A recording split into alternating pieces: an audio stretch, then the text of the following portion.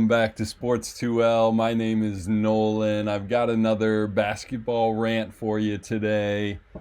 I want to look at another Western Conference team to kind of give my thoughts on. If you missed it, check out the last video. I talk a little bit about the Warriors and signing Al Horford, and I think that means they're getting Kuminga back, and I don't know. I think they'll be a play-in team. So the Western Conference is just so interesting to me because people are talking about how everyone in the West is looking to win. Well, first, I don't think the Jazz are. I think the Jazz are going to be bad. I think the Pelicans are going to be bad as well. And then brings me to another team that I find interesting. Are they going to be bad or not? And that is the Portland Trailblazers. This is an interesting one to decide. They always play hard. I think Chauncey Billups as a head coach is respected around the league. They play hard for him. They always have a pretty good defense, and getting rid of Ayton now with the Lakers, I think it's going to be an interesting year for Portland. I personally do not see them making the playoffs. I think they'll be towards the bottom of the Western Conference just because the West is so loaded. But they are fun to watch, especially their young players. And one guy that, from the beginning, everyone's kind of been rooting for, and he's so fun to watch and athletic and strong, and that's their point guard, Scoot Henderson, who sadly is already injured. Out a month, maybe two. I think they said hamstring injury, soft tissue, something like that. Sad. You know, this was one where I would have debates with friends in bars because he came out the same draft class as Wembenyama, which is, I think, 3 years now ago. And some of my friends, some people I know basketball, were saying you might have to take Scoot over Wemby, which was absolutely insane. No way. Everyone knew you had to take Wemby. But there was a lot of talk about Scoot Henderson being a number one pick in any other draft, and everybody loved him, and incredible talent, incredible player. He hasn't really shown it at the NBA level. He's shown his body. He's got incredible strength, incredible quickness, power. For a point guard, it's absolutely insane. But the issue that everyone talked about from the day he was drafted till now, can he shoot? Will he be able to score well enough to play in the NBA? And so far, he has not been able to. His shooting, his efficiency, his ability to create and score for himself, no, it hasn't worked. You know, you have to be a skilled scorer. You can't be just physical and try to bully your way to the rim and dunk on people. In transition, you can do that, and he's really good at that. But in the half court, you have to shoot. You have to be able to get guys open. You have to be able to draw two and kick it. You have to have, elite skills, and that includes shooting and dribbling and passing and being smooth, and he doesn't seem to have that yet.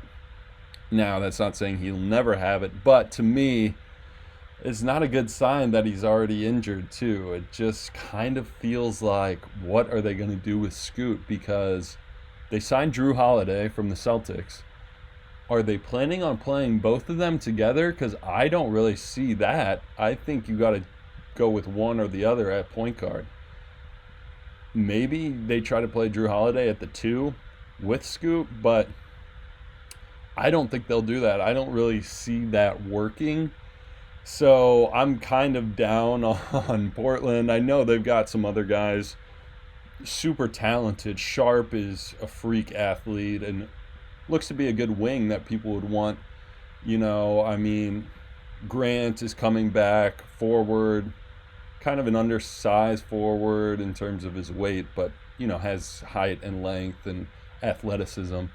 And then the biggest story, at least from the offseason, was the center position, because last year they just took from UConn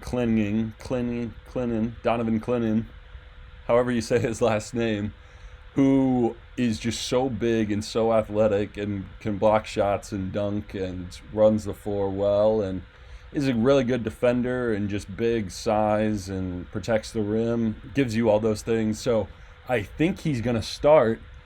But then who is their backup five? I think it's Rob Williams, who always gets injured, so maybe won't be their backup five for long. And if they get out of it, he'll definitely either get an injury or they'll tell him to move aside so they could play their backup Hansen Yang, who they just picked in this last draft out of China, who has become a huge internet sensation and a sensation for the Trailblazers. But, you know, the question with him is, can he get more athletic? Because right now, if I were to compare his game, at least in the Summer League, it's kind of like Brook Lopez plays, but Brook Lopez now. You know, however old Brook Lopez is, getting close to 40 probably, he kind of moves like that. So, you know, he's 7'1", 7'2". He's got good athleticism, but early in Brook's career, he was not known as a defender. That's only at the end of his career was he known as a shot blocker and defender and someone that'll give you a lot on the defensive end. He was always known as a scorer. And to me, it kind of looks like Hansen Yang, or Yang Hansen, however you're supposed to say it, is more of an offensive player at this point. What's he going to give you on defense? He doesn't look to be an elite shot blocker. Obviously, 7'1", 7'2", he can block shots and protect the rim a little bit. Doesn't seem like that's going to be his skill.